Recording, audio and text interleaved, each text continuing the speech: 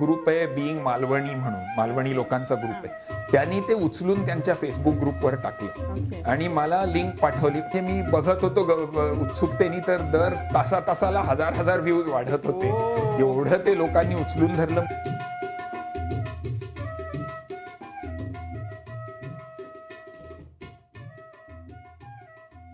अंतर्मनातल्या गुजगोष्टी चालल्या आहेत आणि त्याच्यात छंद येणार नाही, त्याच्यात म्युझिक येणार नाही असं कसं होईल? म्युझिक क्षेत्रातल्या वेगवेगळ्या लोकांना आपण भेटत असतो, पण आज अजय काका एक असं व्यक्तिमत्व आहे की ज्याने छंद म्हणून म्युझिक, संगीत ही कला जोपासली, ती डेव्हलप केली. आणि अजय काका आज खूप वेगळ्या छान छान गमती आपल्याला सांगणार आहेत की हा प्रवास सगळा त्याचा, आणि सगळ्यात महत्त्वाचं म्युझिक आणि आपलं मन, कारण अंतर्मनात आहेत गप्पा. आणि अजय काका, तुझं स्वागत आहे आपल्या अंतर्मनाच्या गुजगोष्टीमध्ये. कारण खूप अशी ओळख करून देण्यात काही अर्थ नाही, कारण तू आमचा अजय काका आहेस आणि तुझ्याशी खूप छान गप्पा होतातच आपल्या नेहमीच. पण सगळ्यात आधी एक छानसं आता उलगडून सांगूच या लोकांना की म्युझिक आणि थेरपी, म्युझिकल थेरपी, म्युझिक आणि सामान्य माणूस याचं काय नातं आहे? Very interesting. तर म्युझिक हे आपल्याला छान वाटतं बरेचदा. त्यांनी छान, म्हणजे त्यांनी वेगवेगळे आपल्यात मूड्स क्रिएट होतात आणि त्याच्यामुळे त्याचा थेरप्युटिक इफेक्ट असतो असं मला वाटतं. आणि बऱ्याच लोकांना वाटतं की म्युझिक म्हणजे काहीतरी थिअरी शिकायला पाहिजे, सुराचं ज्ञान पाहिजे किंवा नोटेशनचं ज्ञान पाहिजे. तसं अजिबात नाही. अगदी लहान वयापासनं बाळांना सुद्धा म्युझिक आवडतं, ते ताल देतात किंवा माना डोलावतात. हे आपोआप आपल्यात निर्माण होतं आणि म्युझिकनी आपल्या मनात जे इफेक्ट्स होतात त्याचा थेरप्युटिक इफेक्ट आपोआप होतो. म्हणजे आता थोडंसं थिअरीकडे जातोय असं वाटेल, पण जात नाहीये खरं. पण जे नवरस असतात, वेगवेगळ्या प्रकारचे मूड्स क्रिएट करायचे रस असतात, म्हणजे ज्याच्यात शृंगार रस असतो, शांत रस असतो, करुण रस असतो, असे वेगळे वेगळे रस असतात. तर ते कसे क्रिएट होतात? आपल्याला एखादं गाणं ऐकलं की आपल्याला काहीतरी इमोशन डेव्हलप होते. कधी कधी एकदम शांत वाटतं, छान वाटतं. कधी कधी एकदम थ्रिल वाटतं की आता आपण काहीतरी करावं, ॲक्टिव्ह वाटतं. कधी कधी थोडंसं सॅड वाटतं, आपल्याला कसली तरी आठवण येते किंवा. तर हे रस कसे क्रिएट होतात ते त्या म्युझिकच्या ज्या नोट्स असतात त्यांच्या कॉम्बिनेशनमुळे क्रिएट होतात. आणि हे थिअरीचा काही संबंध नाही, याच्यात आपल्याला काही शिकायला लागतं असं काही नाही, हे आपोआप होतं. आणि हे सगळ्यांना होतं, थोड्याफार प्रमाणात वेगळा वेगळा इफेक्ट होत असेल. पण आपल्याला कुठलं म्युझिक आवडतं किंवा त्या कुठल्या म्युझिकनी आपल्यावर काय इफेक्ट होतो ते आपल्याला जाणवतं. आणि तशा प्रकारचं म्युझिक आपण मुद्दाम ऐकलं की आपोआप आपल्या मनावर परिणाम होतो, त्याचा आपल्या कृतीवर चांगला परिणाम होतो. म्हणजे फॉर एक्झाम्पल, अभ्यास करतोय, खूप टेन्शन आहे आणि मागे शांत काहीतरी छान म्युझिक लागलंय, त्यांनी एकदम एकाग्र मनाने आपल्याला कॉन्सन्ट्रेट करता येतं. तर हे कसं होतं? हे आपोआप होतं, ते शिकवावं लागत नाही. तर हे थेरप्युटिक हा इफेक्ट आहे म्युझिकचा. आणि ते स्वतःच्या आनंदासाठी आहे. आता परफॉर्मर्स बरेचसे असतात, ते ऑडियन्सच्या आनंदासाठी करतात, ते ठीक आहे, म्हणजे ते त्यांचं प्रोफेशन असतं. पण प्रोफेशन नसलं तरी, नुसता छंद असला तरी आपल्याच आनंदासाठी आपण जे म्युझिक वाजवतो त्याचं इतका प्रचंड छान वाटतं, आनंद होतो. ऐकतो किंवा वाजवतो, गातो. आणि आपण काय उत्तम गायक वादक पाहिजे असं नाही आहे. आपण बाथरूम सिंगर असलो तरी छान, आपल्याला छान वाटतं. आणि ते सगळ्यात महत्त्वाचं आहे, आपल्याला छान वाटणं हे सगळ्यात महत्त्वाचं आहे. आणि हा थेरप्युटिक इफेक्ट आहे. आणि ते वेगवेगळ्या रसांप्रमाणे, वेगवेगळ्या नोट्सच्या कॉम्बिनेशनप्रमाणे वेगळा वेगळा मूड क्रिएट होतो, हे आपल्याला जाणवतं. मानसिक आहे, खूपच मानसिक आहे, प्रश्नच नाही. नक्कीच. आपण ते किती पॉझिटिव्हली घेतोय. हो, ते सेम जसं म्हणू की आपण दोन पेशंट आहेत आपल्याला, हे दोन माणसं आहेत भिन्न प्रकृतीची. हो, की एकाला ते सुदनिंग वाटू शकतं, पण दुसऱ्याला तेच म्युझिक, तोच राग म्हणूया आपण, तेच हे, तर कदाचित ॲजिटेशन होऊ शकतं. होऊ शकतं, हे शक्य आहे, मला मान्य आहे ते. पण ते आपापल्याला जाणवतं की कशा प्रकारचं म्युझिकनी आपल्याला कसं वाटतं आणि त्याप्रमाणे आपण आपले प्रेफरन्स चूज करू शकतो की आपल्याला काय ऐकायला आवडतं. आता काही लोकांना गझल ऐकायला आवडतं. याच्यात एक आणखी सांगतो, थोडंसं बाजूला जातोय पण परत मुद्द्यावर येतो, की सूर आणि शब्द ह्या दोन वेगळ्या गोष्टी आहेत म्युझिकमध्ये. काव्य, तर काव्यात जे शब्द असतात त्या शब्दांच्या अर्थाकडे आपण लक्ष देतो, त्यांनी पण मूड क्रिएट होतो, थेरपी क्रिएट होते. पण माझं स्वतःचं जे फोकस असतं ते फक्त सुरांवर असतं, म्हणून मी इन्स्ट्रुमेंट्स वाजवतो. मी गाण्याकडे फारसं लक्ष देत नाही. गाणी म्हणजे सुंदर असतातच गाणी, पण इन्स्ट्रुमेंटमध्ये कसं असतं, शब्दांची लुडबुड नसते. आता त्याला लुडबुड म्हटलं तर काही लोकांना राग येईल की इतकी सुंदर काव्य असतात गाण्यात वगैरे, पण नुसतं म्युझिक, नुसते सूर, त्याच्यात शब्द नाही, काव्य नाही, पण नुसत्या सुरांमध्ये ही पॉवर आहे मूड क्रिएट करण्याची. आणि तू म्हणलीस ते बरोबर आहे की दोन वेगळ्या पेशंट्सवर दोन वेगळा इफेक्ट होऊ शकतो. पण आपल्याला काय आवडतंय, आपल्याला काय रुचतंय, कुठल्या प्रसंगाला आपल्याला कशा प्रकारचं म्युझिक छान वाटतं ते आपण चूज करू शकतो. आजकाल अवेलेबिलिटी एवढी व्हास्ट आहे, आपल्याला ऐकायला काही हवं असेल तर सगळ्या प्रकारचं म्युझिक अवेलेबल आहे. तर असा थेरप्युटिक इफेक्ट आपण स्वतःसाठी चूज करू शकतो. आणि ते मी नक्कीच अनुभवलेलं आहे, म्हणजे बाकी लोकांनी पण अनुभवलेलं पाहिलंय मी.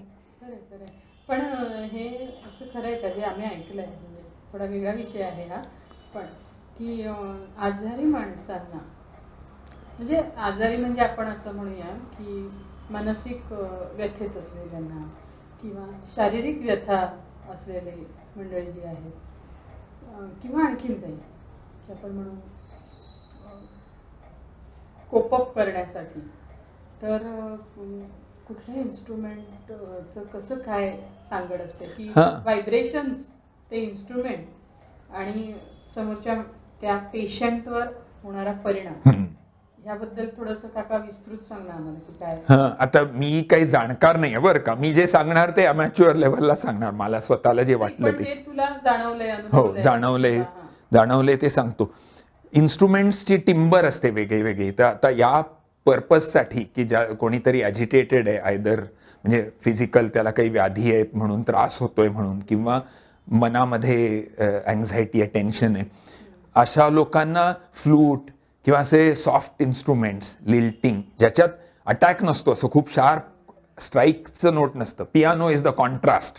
पियानोमध्ये कसं जोरदार हे केलं जातं, मधनं स्पेसिफिक स्ट्राईक केलं जातं, तसं नाही. पण फ्लूट किंवा हवाईयन गिटार, ज्याला आता मोहन वीणा म्हणून नाव दिलेलं आहे, एक विश्वमोहन भट, पंडित विश्वमोहन भट, त्यांनी खूप छान त्याच्यात प्रगती केली आहे. तर अशी काही इन्स्ट्रुमेंट्स असतात जी सॉफ्ट असतात, त्याच्यात शार्प सडन चेंजेस काही येत नाहीत. त्यांनी खूप छान वाटतं, खूप छान फील होतं. हळूहळू काय होतं, ते असं सबकॉन्शियसमध्ये जातं म्युझिक. म्हणजे आपण ते ऐकतोय हे आपण विसरून जातो आणि आपल्या मनातला जो विचार आहे त्याच्यावर आपण फोकस करायला लागतो आणि तो विचार हळूहळू कन्स्ट्रक्टिव्ह दिशेने पुढे जातो. म्हणजे आपल्या मनात जर चलबिचल असेल किंवा खूप विचारांचं वादळ असेल तर ते वादळ शमतं आणि एका सेंट्रल फोकसवर आपण जातो. आपल्याला एखादी गोष्ट साध्य करायची आहे, काहीतरी प्रॉब्लेम आहे, तो सॉल्व्ह करायचा आहे, तर ते सॉल्व्ह करण्यासाठी आपलं फोकस कॉन्सन्ट्रेट होतो आणि बाकीचे विचार नॉईज म्हणून ते बाजूला गळून पडतात. ही पॉवर म्युझिकमध्ये आहे आणि ती सबकॉन्शियस आहे. म्हणजे आपण मुद्दाम म्युझिक ऐकतोय आणि ती काय गुजरी तोडी आहे, मग त्यात कुठले सूर आहेत, असं अजिबात नसतं. ते म्युझिक आपण ऐकायला लागतो, ते आपल्याला छान वाटायला लागतं, मग हळूहळू ते सबकॉन्शियसमध्ये जातं, ते बॅकग्राऊंडमध्ये जातं, ते आहे आपलं, आपण विसरून जातो की ते आहे. पण त्याचा इफेक्ट मात्र खूप सॉलिड होतो आणि तो इफेक्ट आपल्याला फोकस करण्यावर होतो. हे झालं थोडंसं मानसिक ह्याच्यावर. पण शारीरिक पण सांगतो की बेसिकली आपल्याला शांत वाटणं, छान वाटणं, ॲजिटेशन कमी होणं, यांनी शारीरिक पण परिणाम होतो. मला वाटतं त्याचा एन्डॉर्फिन्सची काहीतरी संबंध आहे, सेरोटोनिन वगैरे असतं, मला मी जाणकार नाही बरं का, मी जे ऐकलंय ते, पण ते जास्त रिलीज होतात बॉडीमधनं जेव्हा आपल्याला असं छान फिलिंग येतं आणि त्यांनी फिजिकल वेलबिईंग सुद्धा सुधारतं. हे म्हणजे आपल्याला दुखणं आहे काहीतरी तर ते दुखणं कमी होतं. हे म्हणजे मी स्वतः पण अनुभवलेलं आहे की खरंच असं होतं. डोकं ठणकतंय पण म्युझिकमुळे ते डोकं ठणकणं कमी होऊ शकतं, नुसतं शांत म्युझिक ऐकत बसल्याने. आणि दुसरं एक सांगतो की आपण परफॉर्म केल्याने पण खूप होतं. हे हा वेगळा प्रकार आहे. आपण गाणं म्हणायचं किंवा वाजवायचं, त्याच्यात एक थोडा वेगळी गंमत सांगतो. माउथ ऑर्गन हे जे वाद्य आहे ते तोंडाने वाजवण्याच्या वाद्यांमध्ये एक युनिक प्रकार माउथ ऑर्गन आहे, हार्मोनिका, बाजा म्हणतात मराठीत. युनिक काय की त्याच्यात नुसतं ब्लो नाही करत, त्याच्यात ओढूनही वेगळा सूर येतो, ब्लो करून वेगळा सूर येतो, तर आपण दोन्ही करत असतो.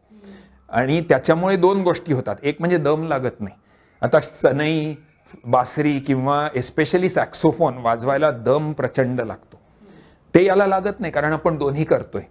ओके, पण त्याचं दुसरी एक गंमत मला माहिती नव्हती. एका डॉक्टरनी सांगितलं, डॉक्टर केळकर, डॉक्टर आशुतोष केळकर म्हणून स्वतः उत्तम हार्मोनिका वाजवणारे कपल आहे ते, त्यांनी सांगितलं की हार्मोनिकामुळे प्राणायामासारखा इफेक्ट होतो. कारण डीप ब्रीदिंग होतं, आपलं हार्ट आणि लंग याला एक्सरसाइज होते. आणि याच्यावर आता सायंटिफिक स्टडी चालू झालाय, अजून कन्क्लुजन नाहीये, पण हार्मोनिका वाजवल्याने लंग सुधारतात का अशी एक हायपोथेसिस आहे आणि त्याच्यावर आता चालू आहे, रिसर्च चालू आहे. आणि असं होप आहे की बहुतेक हो, आन्सर इज येस. तर हे शारीरिक ह्याच्यामध्ये नुसतं ऐकण्याने तर होतंच, पण स्वतः परफॉर्म केल्याने पण खूप होतं. आपलं फोकस दुखण्यापासून दूर जाणं, आपल्या आवडत्या गोष्टीवर येणं आणि कॉन्सन्ट्रेट करून छान काहीतरी करणं आणि छान काहीतरी आपल्याला जमणं, हे जी जाणीव आहे ती इतकी थ्रिलिंग असते. दुसरं कोणी बघत असो नसो काही फरक पडत नाही. आपल्याला अपलॉड करणारे ऑडियन्स पाहिजे असं अजिबात नाही, आपल्याला स्वतःलाच इतकं छान वाटतं. आणि त्याच्यात आपण एक्सपर्ट असायची जरूर नाही, काही शिकायची जरूर नाही, थिअरीची जरूर नाही, हे आपोआप होतं. असं हे हा स्वतःचा अनुभव, हे काही मी एक्सपर्ट म्हणून नाही सांगत आहे.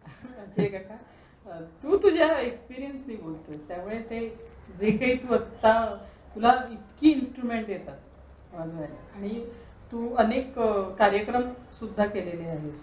मला थोडं ना कॉन्शियस आणि सबकॉन्शियस माइंडवर जायचं आहे की थोडं आपण एक वेगळं विषय कव्हर करूया. की जेव्हा तू छंद म्हणून या सगळ्याकडे पाहिलंस आणि तू विविध इन्स्ट्रुमेंट्स वाजवतोस, किंवा हा जो सगळा प्रवास होता तुझा की तू बघत करत शिकत गेलास त्या सगळ्यामध्ये.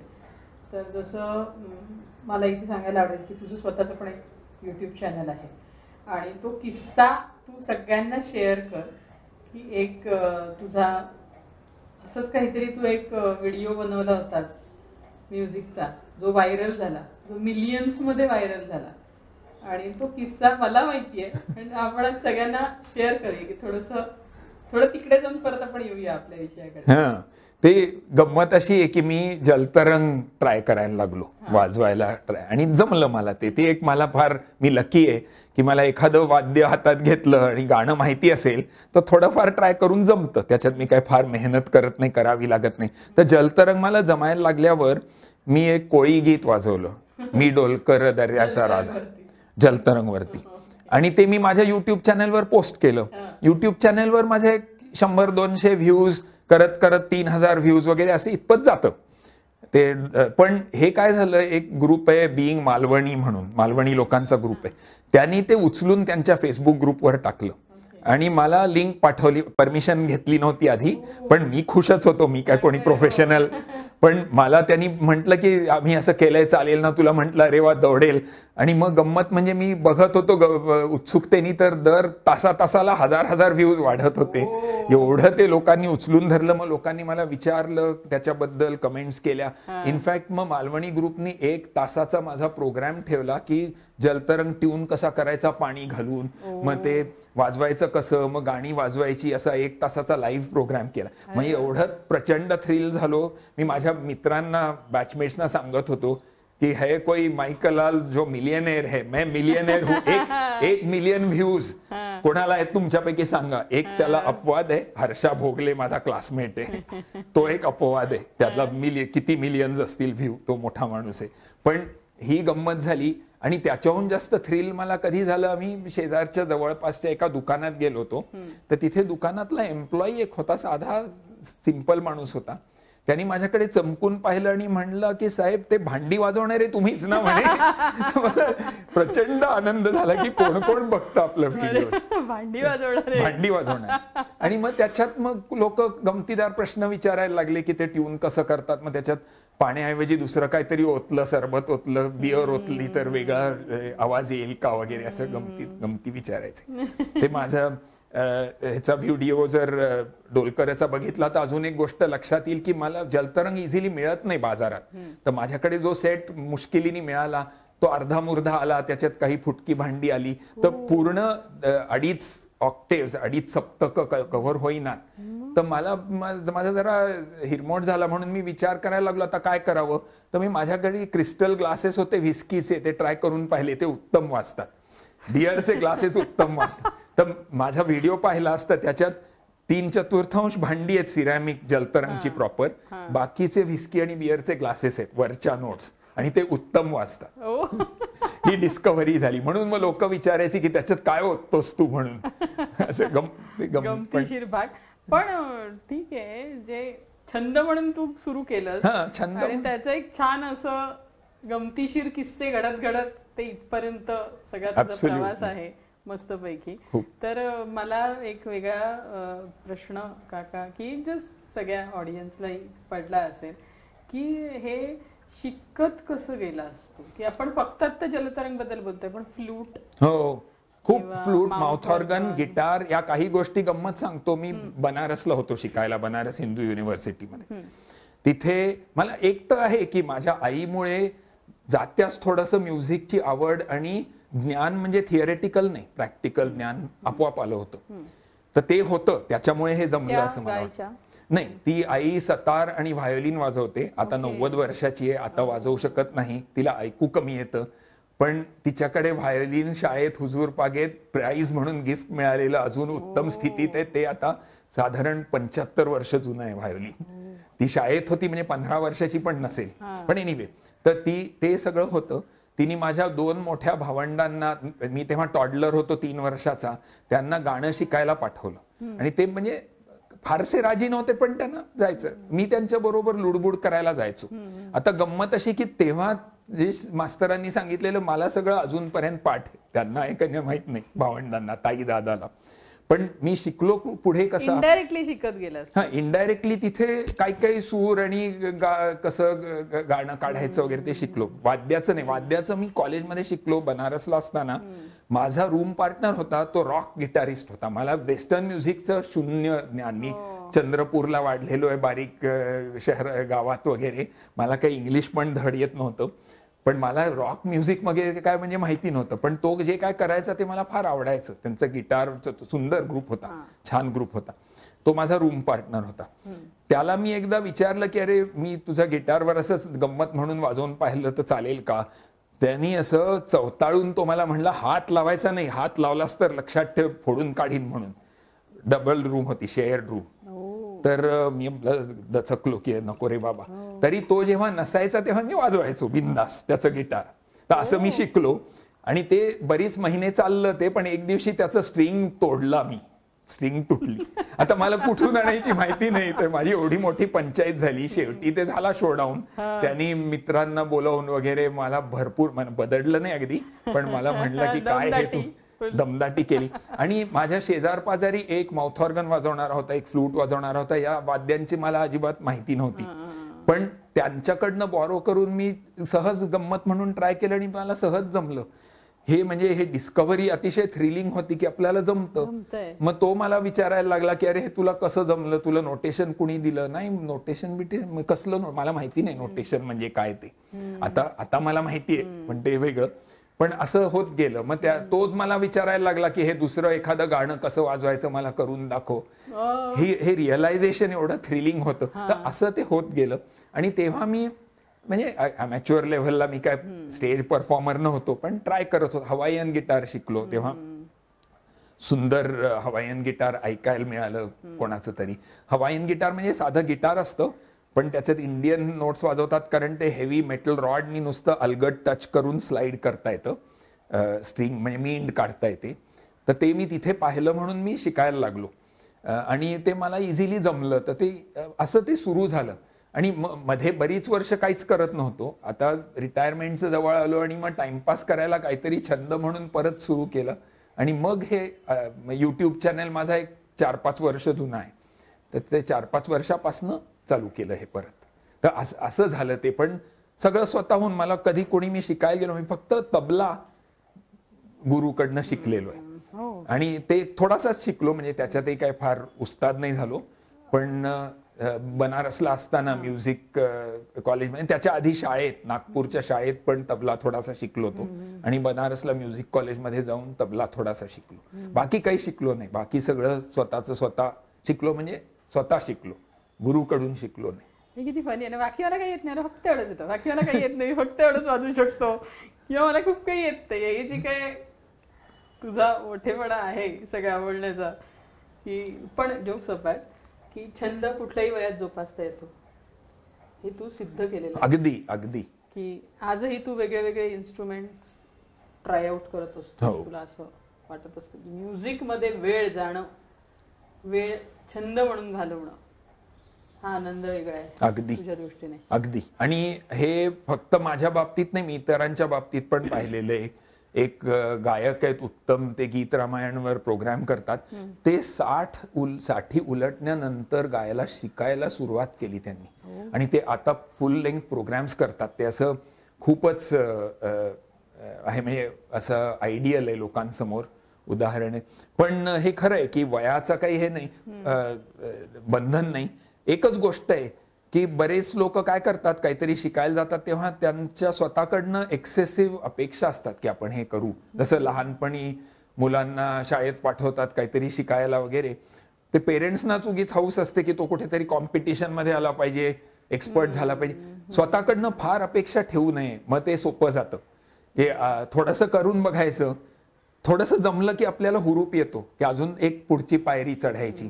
पण पहिल्यांदाच आपण उच्च टोकाचं ध्येय ठेवलं आणि ते आपल्याला जमत नाही असं वाटलं की आपण स्ट्रगल करतो. तर तसं करू नये. छंद म्हणून जोपासायचं असेल, हे ज्यांचं प्रोफेशन असतं त्यांची गोष्ट वेगळी, त्यांचं म्हणजे त्याच्यावर डिपेंडन्सी असते. तसं नाही, पण छंद म्हणून असेल तर स्वतःला आनंद सहज मिळतो, ते करावं. आणि ते एक एक पायरी आपोआप आपण चढत जातो, आणि याला वयाचं बंधन नाही असं मला खरंच वाटतं.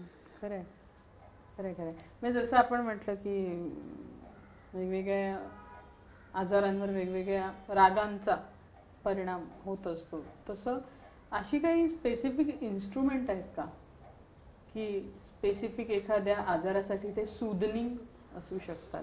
असं मला स्पेसिफिक माहिती नाही, पण माझ्या मते फ्लूट हे नक्की आहे. कामिंग इफेक्ट असतो फ्लूटचा.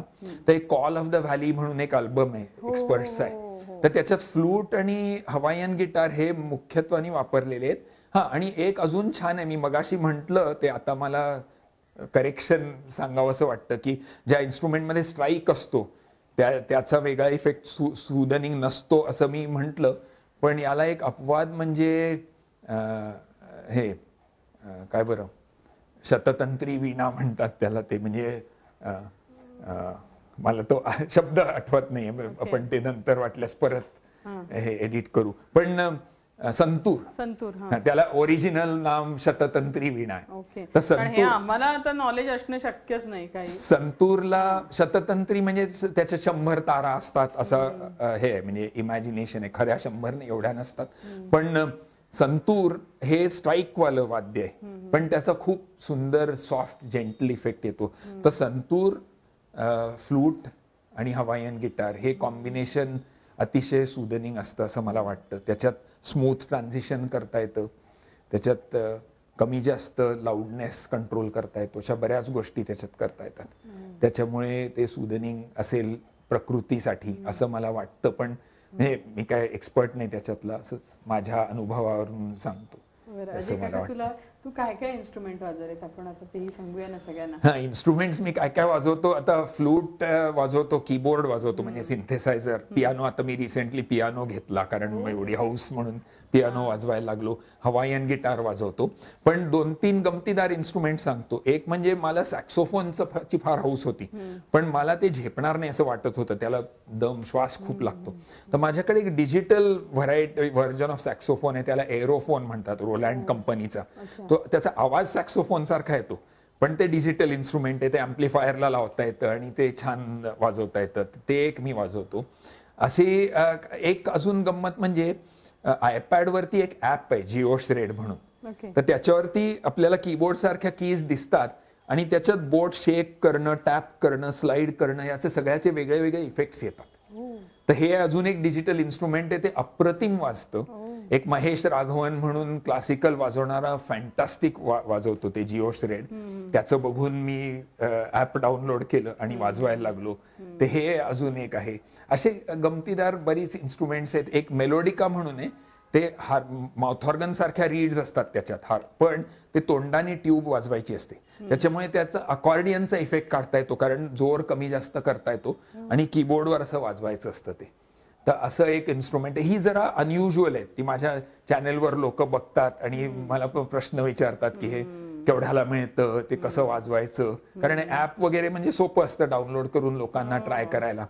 तर अशी काही काही वाद्ये जी अनयुज्युअल आहेत. आणि जलतरंग आपण बोललो मग, अशी जलतरंग पण अनयुज्युअल आहे. फक्त ते सेटअप करायला थोडा वेळ लागतो, म्हणून एवढं सोपं नाही आहे ते. माउथ ऑर्गन कसा खिशात घेऊन जाता येतो, कुठेही कसंही वाजवता येतं, ते सोपं आहे अतिशय. तर असे ते मेलोडिका म्हणजे एकूण 11-12 वाद्य आहेत बहुतेक माझी युट्यूब वरती. त्याच्यातली ही आता 7-8 तर कव्हर झाली. आम्ही डिस्क्रिप्शन मध्ये लिंक देऊच तुम्हाला सगळ्या. त्यामुळे अजय काकाचा हा एक वेगळा छंद सगळ्या लोकांपर्यंत पोहोचणारच आहे. अजय काका, एक जाता जाता प्रश्न तुला आपुलकीचा, सुख कशात आहे? सुख कशात आहे फार गहन प्रश्न आहे. आणि त्याच्यातही आपल्या पुरतच बोलायचं, मला वाटतं ते सांगतो. तर सुख कशात आहे, जी गोष्ट आपण ट्राय करून बघावी असं आपल्याला वाटतं आणि आपण ते ट्राय करून बघतो आणि त्याच्यातनं बारीकसा पॉझिटिव्ह रिझल्ट मिळतो, याच्यात प्रचंड सुख आहे. कारण आपल्याला एक पॉझिटिव्ह एनर्जी मिळते त्याच्यात, ते काहीतरी पुढे एक पाऊल आणखी पुढे नेण्याची. एक गंमत सांगतो. माझे BHU मध्ये प्रोफेसर होते, त्यांनी सांगितलं होतं, ते आता इंटरनेटवर फेमस झालंय स्टेटमेंट. त्या प्रोफेसरनी मुलांना सांगितलं की you can become rich, it's good to become rich. संपत्ती कमवावी चांगली गोष्ट आहे, पण ते म्हणले की 2 प्रकारे माणूस रिच होऊ शकतो. एक प्रकार असा की प्रचंड पैसा कमवावा, ते तुम्ही लोक करू शकाल, चांगलं शिक्षण घेताय, काही लोकांना जमेल, काही लोकांना जमणार नाही, लकचा भाग आहे त्याच्यात. पण दुसरी गोष्ट अशी आहे की तुम्ही रिच कसे होऊ शकता, धनाढ्य कसे होऊ शकता, की तुमच्या गरजा तुमच्याकडे आहेत त्याच्यापेक्षा कमी आहे, तुमच्याकडे पैसा जेवढा आहे त्याच्यापेक्षा कमी आहे. तसं जर असेल तर तुम्ही धनाढ्य आहात. तर तुमच्या गरजा किती आहेत ते बघा आणि त्या जरुरीच्या ठेवा आणि त्याच्या पुरते कमवा, म्हणजे तुम्ही सुखी होणार. तर हे अतिशय इम्पॉर्टंट गोष्ट आहे की आपल्या जरुरीपुरतं आहे का आपल्याकडे, तर आपल्या जरुरीपुरतं असेल तर आपण अतिशय सुखी असतो. आपण सुखी नसतो केव्हा, आपल्या स्वतःकडनं अनरिजनेबल अपेक्षा असतात. आपण आज लाख कमवतोय तर उद्या 10 लाख कमवायचे, करोड कमवायचे, हे आपल्याकडनं एक्सपेक्टेशन स्वतःला लावून घेणं, याच्यामुळे आपण स्वतःला टॉर्चर करतो. ते सुखाच्या उलट आहे, म्हणजे त्याला दुःख म्हणायचं का काय ते माहित नाही. पण सुखी माणूस कोण असतो की जो स्वतः जे करतोय, करू शकतोय, त्याच्यात आनंदी असतो. त्याच्यात दुसरं एक स्टेटमेंट मला आठवलं की do what you like but like what you do. म्हणजे तुम्ही असं काम करा ज्याच्यात तुम्हाला आनंद मिळेल. सगळ्यांना हे जमतच असं नाही, कारण आपल्याला परिस्थिती नसते. नाही, आणि परिस्थिती म्हणजे आपल्याला पोटा पाण्यासाठी कमवायची गरज असते, तर संधी नसते, जे काहीतरी करावंच लागतं आपल्याला. पण बरेचदा आपल्याला जमतं की आपल्याला आवडणारी गोष्ट हे आपलं प्रोफेशन झालं तर त्याच्यात सुख मिळतं. पण त्याचा दुसरा भाग असा आहे की तुम्ही एखाद्या गोष्टीत लागलात की त्याच्यात झोकून घ्या स्वतःला, त्याच्यातला आनंद बघा, आणि तो तुम्ही डिस्कव्हर केला की तुम्ही एक एक पायरी चढत जाता, त्याच्यात तुम्हाला प्रचंड सुख मिळतं. आणि ते सुख मिळतं ते इंटरनल असतं. बाकी लोक आपल्याला काय सांगतात, प्रेज करतात, हे दुय्यम असतं. आपल्याला स्वतःला कसं वाटतंय ते फार छान असतं. आपल्याला प्रसन्न वाटतं, आपण फोकस करू शकतो, आपल्याला त्रास देणारे विचार आणि व्याधी बॅकग्राऊंड मध्ये जातात, आपोआप लुप्त होतात, लुप्त व्हायला लागतात, त्याच्याकडे आपलं लक्ष कमी होतं. हे माझ्या मते सुख आहे. तर सुख काय, आपल्या do what you like and like what you do, आणि काहीतरी स्वतः करून बघायचं, क्युरिओसिटी ठेवायची, वय काही असो, क्युरिओसिटी, आणि ते करून पाहायचं, आणि ते थोडंसं जमलं की एक स्टेप पुढे न्यायचं. याच्यात प्रचंड सुख असतं असं मला वाटतं. खरंय, खूप छान मज्जा आली अजय काका गप्पा मारून. आणि आपण अशाच सतत गप्पा मारणार पॉडकास्टवरती. आणि अंतर्मन आहे आपलं हे आपण सगळ्यांनाच सांगतो. तर आजचा हा भाग तुम्हाला कसा वाटला हे आम्हाला जरूर कमेंट्स करून कळवा. आम्ही लिंक्स तर आपण देऊच या तुझ्या चॅनलच्या सगळ्या, आणि सगळ्यात महत्त्वाचं आपण कमेंट्सची अपेक्षा करूया लोकांकडनं की त्यांना अजून तुझ्याकडनं काय जाणून घ्यायचं आहे या सगळ्या इन्स्ट्रुमेंटबद्दल म्हण किंवा या सगळ्या प्रवासाबद्दल म्हण. की जरी हा छंद असला तरी छंद जोपासताना सुद्धा प्रत्येकाला काही असं पर्टिक्युलर क्लास लावलाय किंवा पर्टिक्युलर ह्या गोष्टी जमत नसतात. सो त्यांचे जे काही तुमचे प्रश्न असतील ते तुम्ही जरूर पाठवा. जरूर आपल्याला जसं शक्य असेल आपण तसं इथे मी कमेंट्सना उत्तर देण्याचा प्रयत्न करीन आणि गप्पा मारू पुन्हा अगदी. त्यांच्याशी. तर तोवर तुम्ही काय करा, कमेंट्स तर कराच, पण आपल्या चॅनल लाईक करा, शेअर करा, सबस्क्राईब करा आणि पुन्हा भेटूया पुढल्या भागात.